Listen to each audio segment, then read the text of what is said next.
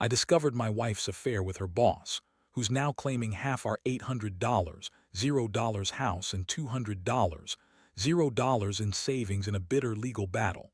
She insisted I was overreacting until I found the divorce papers with a $500, $0 settlement offer tucked inside. Hello everyone. Dear listeners, please share your thoughts in the comments section below. And don't forget to like, share, and subscribe. Now, let's begin the video. Using a throwaway for obvious reasons, with certain specifics modified to preserve anonymity. I never thought I'd be the guy to catch his wife cheating, especially not in the way I did. It was one of those evenings where everything seemed normal: dinner, TV, the usual grind. But then I noticed her phone kept buzzing, and she was acting weird, more defensive than usual. She'd snap at me if I asked who was texting, even though I could see the screen lighting up nonstop. That was a red flag, but I shrugged it off at first. I mean, maybe she was just busy with work. She's a bitchy woman, always has been, but I loved her, or at least I thought I did. A few days later, I started noticing small things: her phone disappearing, her taking long work calls in the bathroom, and her being overly cautious about her messages. It was like she was hiding something. I decided to follow her one afternoon when she said she had a meeting with her boss, Jason. She left the house with her purse, and I waited a few minutes before casually heading out behind her. She drove to some fancy office building downtown. I parked a few blocks away and watched her go inside. That's when I saw her meet Jason in the parking lot, kissing him quickly before she went inside. My stomach dropped. I couldn't believe what I was seeing. My wife Emily cheating on me with her boss. I couldn't just stand there, I had to know more. I parked around the corner and watched for a while. They went into her office building, and I saw her slip her phone into her purse, which was a dead giveaway she was hiding something. I waited until she left, then snuck closer to her car. That's when I found her phone on the passenger seat. I grabbed it and scrolled through her messages. She'd been exchanging texts with Jason about meeting up, secrets, and not telling anyone. There were explicit messages, sex talk, plans for rendezvous, the whole 9 yards. It was clear she was cheating on me, and worse, she was lying about it all. I felt numb at first, like my world was crashing down. I never suspected her of cheating, especially not with someone at her office, a guy she used to pretend was just a work friend. But there it was, undeniable. I sat in my car, staring at her messages, trying to process what I just uncovered. My mind raced with questions. How long has this been going on? Did she love him? Was I just a paycheck to her? I'd always prided myself on being a good husband, the kind of guy who worked hard, provided, and trusted his wife. But now I felt like a fool. She'd been lying to my face for months, maybe longer. That night I confronted her. I didn't bother hiding the evidence. I just laid her phone on the table and told her I knew everything. Her face turned pale for a second, then she started spinning her lies. "You're overreacting," she said, with that bitchy tone she always used when she thought she was in control. "It's just sex, and it meant nothing. Jason's just a friend. You're jealous because I'm successful and attractive.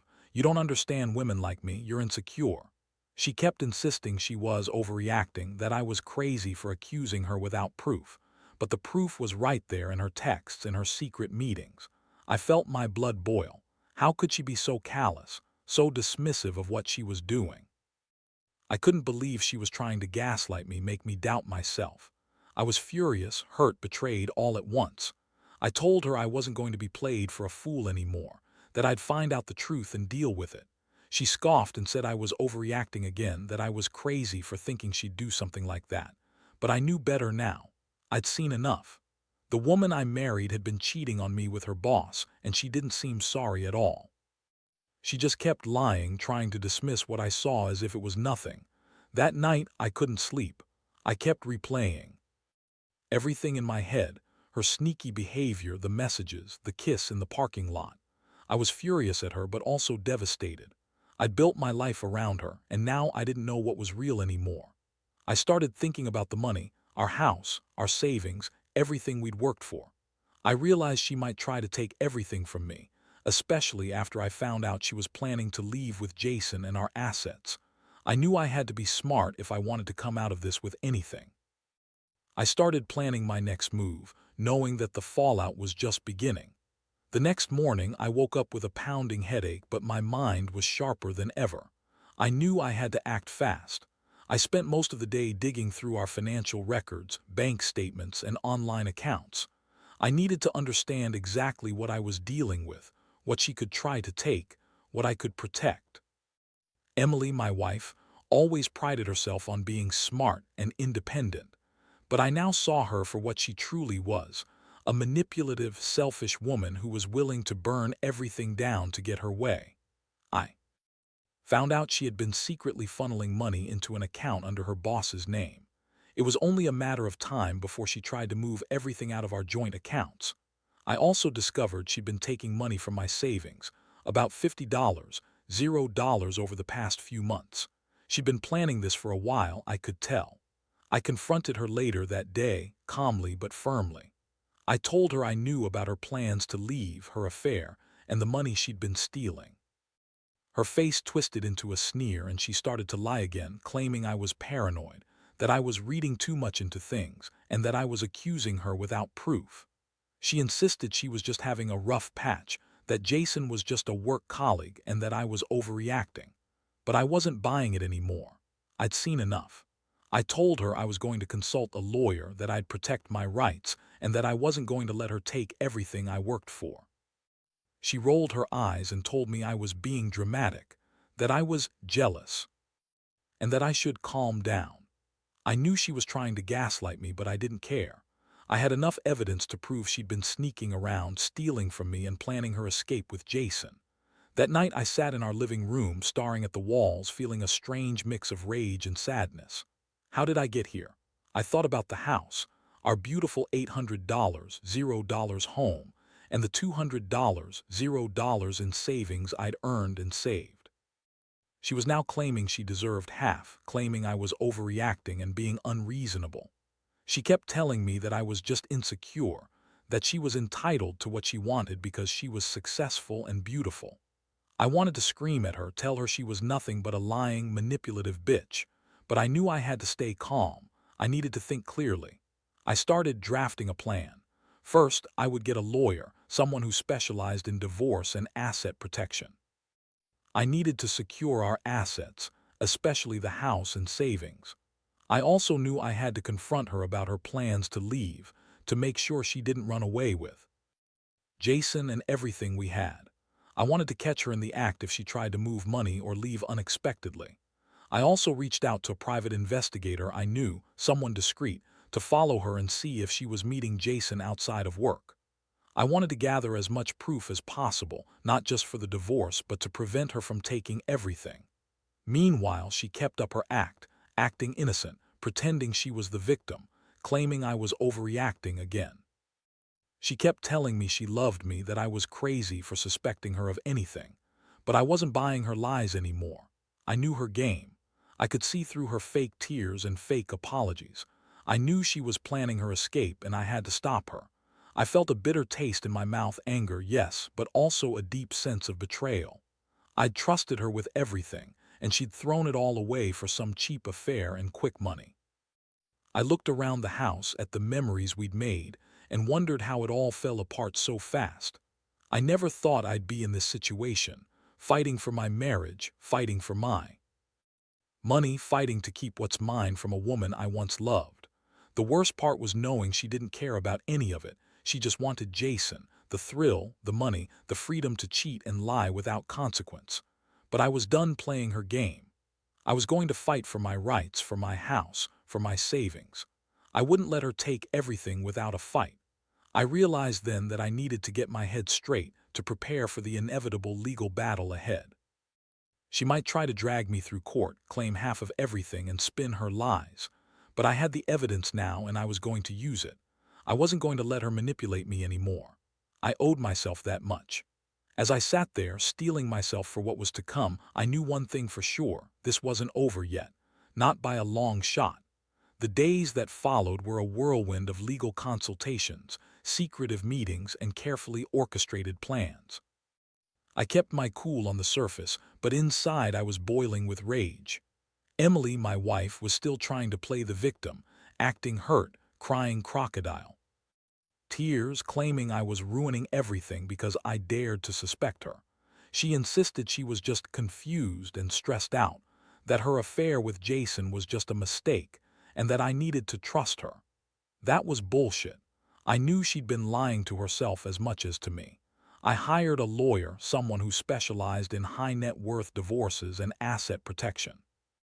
I gave him everything I had: the texts, the bank statements, the proof of her stealing money, and the evidence of her meeting Jason outside of work. We discussed how to block her from moving assets, how to get a temporary restraining order if needed, and how to prepare for her claim of half the house and savings. I also made sure to document everything, every suspicious activity, every lie, every secret meeting. If this was going to turn ugly, I wanted to be ready. Meanwhile, I also arranged for the private investigator to keep tabs on Emily. I didn't want to be blindsided if she tried to sneak out with Jason or move money without my knowledge. The Pie followed her to a fancy downtown hotel one night, where she met Jason after hours. They were in there for hours, clearly doing more than just talking about work. Seeing that confirmed what I already suspected, that she was planning to leave, probably with Jason, and take everything she could. The most shocking thing happened when I found a stack of divorce papers hidden in her closet. She drafted them herself, with a $500, $0 settlement offer tucked inside. It was clear she was planning her escape, trying to get her hands on half of our assets before I could do anything about it.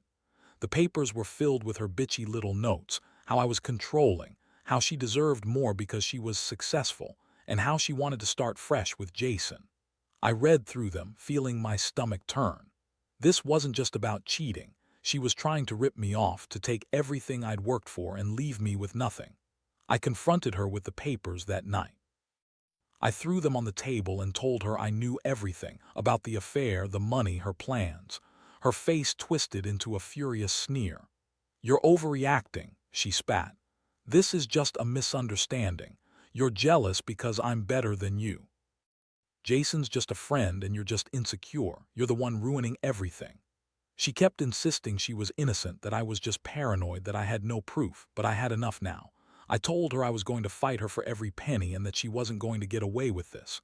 Her reaction was classic: denial, anger, then tears. She begged me to stop ruining her life, said she loved me and that I was crazy for suspecting her. It was all a show, of course. I could see through it. I knew she was desperate to hold onto her money, her freedom, her affair, and her lifestyle. She didn't care about us, just about herself. That realization hit me hard. I'd been blind for so long, trusting her, believing her lies. Now I saw her for what she truly was: a manipulative, selfish woman who'd do anything to get what she wanted. I started to think about what was next. I needed to prepare for the worst: her trying to take half the house, her claiming she deserved a big settlement, and her trying to hide assets. I also needed to protect myself emotionally. I felt betrayed, humiliated, and angry, so many feelings swirling inside me. But I also knew I had to stay focused. This was a battle I couldn't afford to lose. I had to be smart, patient, and relentless. The house, our home, was worth about $800, $0. I knew she'd argue she was entitled to half, especially since she'd been contributing in her own way, through manipulating me, stealing money, and sneaking around with Jason. But I wasn't going down without a fight. I had the evidence and I was going to use it. I also started to think about the future. I'd spent years building a life with her, but now I had to rebuild from the ground up. I realized that, no matter how much it hurt, I was better off without her, free from her lies and betrayal. The next step was legal. I scheduled a meeting with my lawyer to file for divorce. I wanted to get everything settled quickly so she couldn't drag things out or hide assets. I also planned to serve her with the papers before she had a chance to do anything sneaky. I knew she'd fight hard. She always did when she was cornered. But I was ready. I'd come too far to back down now. The betrayal had cut deep, but I was determined to come out of this with my dignity, my money, and my sanity intact. The day I served her with the divorce papers was one of the most intense moments of my life. I handed them over in person, and her reaction was everything I expected: anger, shock, then pure venom. She looked at me like I'd just betrayed her, which was ironic considering she'd been sneaking around behind my back for months. Her face twisted into a sneer as she snatched the papers, clutching them like a weapon. "You really think you can just throw me out like this?" She spat, voice trembling with rage. "You're nothing without me. I made this house, I built our life. You're just a jealous, insecure loser who can't keep his wife happy." Her words were laced with venom, but I just stared back, knowing I'd already collected enough evidence to prove her lies. I didn't bother arguing. I knew she was trying to manipulate me to make me doubt myself again, but I was done listening to her bullshit. Over the next few days, she ramped up her efforts to spin the story her way. She told friends she was the victim, that I'd been abusive and controlling, completely false, but that's what she wanted everyone to believe. She even tried to spin her affair with Jason as just sex, claiming I was overreacting because I was jealous. I couldn't believe how brazen she was. She was trying to rewrite history, trying to make herself the innocent victim while I was the villain. It was infuriating, but I stayed calm. I knew the truth, and I had the evidence. Meanwhile, I kept my focus on protecting my assets. I worked closely with my lawyer to get a temporary restraining order, which prevented her from selling or hiding any more assets. I also had the house appraised, and I made sure our savings and investments were documented and protected. I knew she'd try to claim she deserved half of everything, especially since she kept insisting she'd contributed in her own way. But I was ready. I had proof of her stealing money, her secret meetings with Jason, and her plans to leave with the house and savings. I wasn't going to let her get away with it. One of the most surprising things was her reaction to the legal process. Instead of fighting openly, she started to panic. She called me, crying, begging me to think about the kids, even though we didn't have any. She said she'd lose everything, that I was destroying her life. I listened quietly, knowing full well she was just trying to manipulate me further. The truth was, she was scared, scared she'd lose everything she'd tried to steal and hide. She'd always been good at pretending to be the victim, but now her mask was slipping. I also discovered she'd been secretly talking to a divorce lawyer of her own, someone she hired behind my back. That was a slap in the face. She thought she could outsmart me, hide things, and come out on top, but I had the upper hand. I'd been gathering evidence, working with my lawyer, and planning my moves. I knew she was desperate and that she'd do anything to keep her grip on our money and our house. That's when I decided I had to be even more careful. I couldn't let her slip away with anything. The house, our big beautiful home, was the centerpiece of this mess. I had appraised it at $800, $0, and I knew she'd try to claim she was entitled to half. But I also knew she'd try to argue she contributed in her own way through her career, through her beauty, and through her manipulations. I was determined to fight for my rights. I wanted to keep the house, keep my savings, and ensure she didn't take more than she deserved. I also made it clear to my lawyer that I was willing to go to court if necessary, to prove her wrong and protect what was mine. It was around this time I realized how deeply her betrayal had affected me emotionally. I'd always been a straightforward guy, worked hard, paid the bills, loved my wife. But now I felt betrayed, humiliated, and angry. I kept replaying her lies, her sneering face, her sneaky meetings with Jason. The trust was completely shattered. Still, I knew I had to keep my emotions in check. If I lost my cool, I risked giving her an advantage.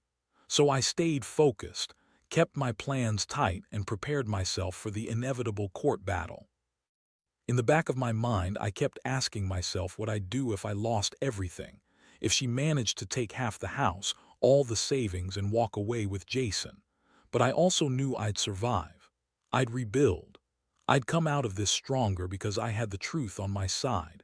And no matter how much she tried to gaslight me, I had the proof.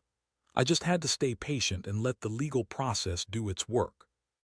That's what I told myself every day, even as I felt the weight of betrayal pressing down on me. The fight was far from over, but I was ready to see it through. The court date finally arrived after what felt like an eternity. I remember walking into that courtroom feeling a mix of exhaustion, anger, and a strange sense of relief. I knew Emily was going to fight hard. She always did when she felt cornered. She brought her own lawyer, a slick guy who looked like he specialized in swindling people out of their money.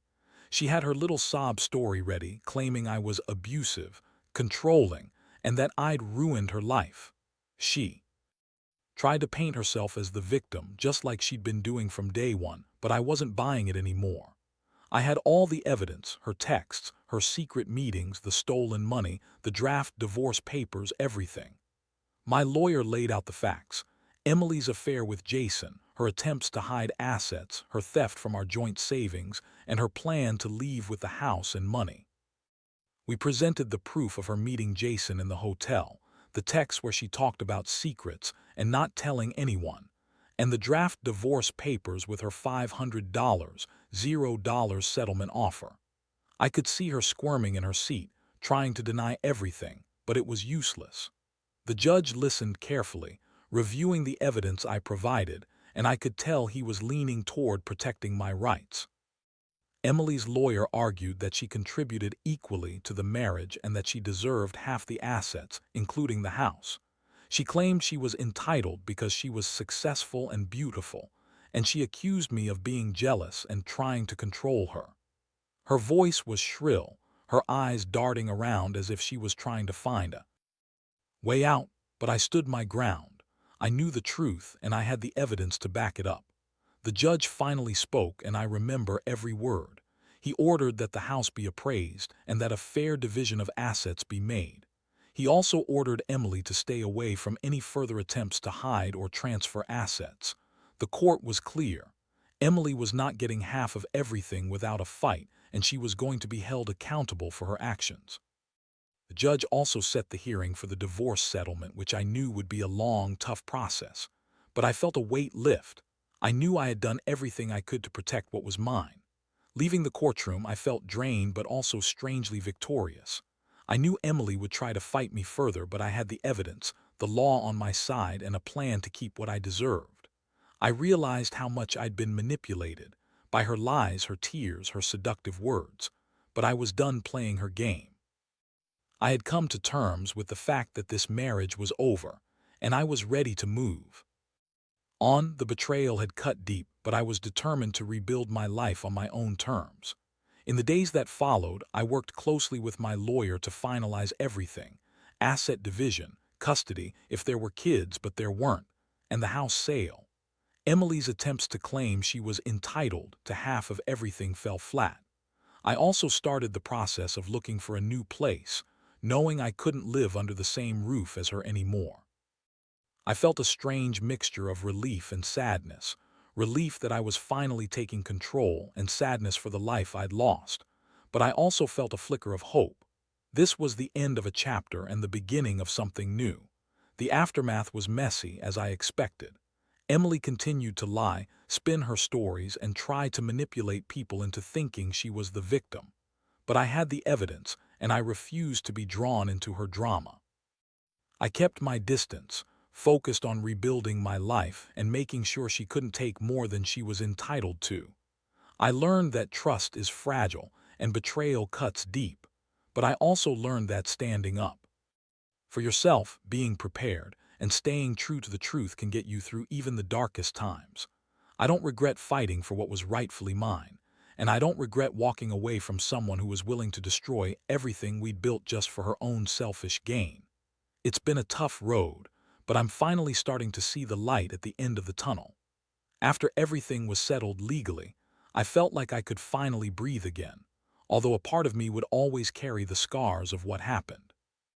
The house was sold, and I used the proceeds to start fresh, moved into a modest apartment, far from the chaos of the past. The money from the settlement gave me some financial breathing room, but more importantly, it gave me peace of mind that I hadn't lost everything to her greed and lies.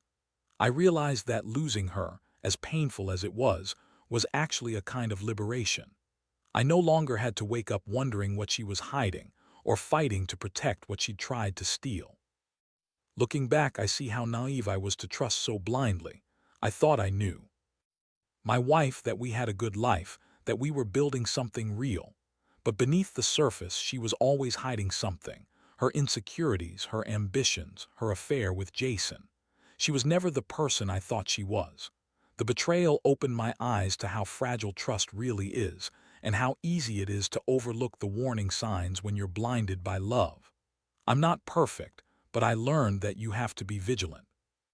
You have to protect yourself, emotionally and financially, because some people won't hesitate to use you for their own gain. I also learned that revenge isn't about hurting someone just to feel better. It's about protecting yourself, standing up for what's right, and making sure you don't get taken advantage of. I didn't want her to walk away with everything, and I made sure the court saw her for who she really was. I fought hard because I owed it to myself to do so. And in the end, I won, not just the legal battle, but also the clarity that comes from facing the truth head-on. Now I focus on rebuilding my life. I spend more time with my family, reconnect with old friends, and take care of my mental health. I've learned to set boundaries and to trust my instincts. The pain of betrayal still lingers, but it's less sharp now. I know I'll never forget what happened, but I also know I can move forward. I've realized that happiness isn't about possessions or status. It's about integrity, honesty, and surrounding yourself with genuine people. If I could give one piece of advice to anyone going through something similar, it would be this: don't ignore the signs. Trust your gut, gather your evidence, and don't be afraid to stand up for yourself. Sometimes the truth hurts, but it's better to face it than live in denial.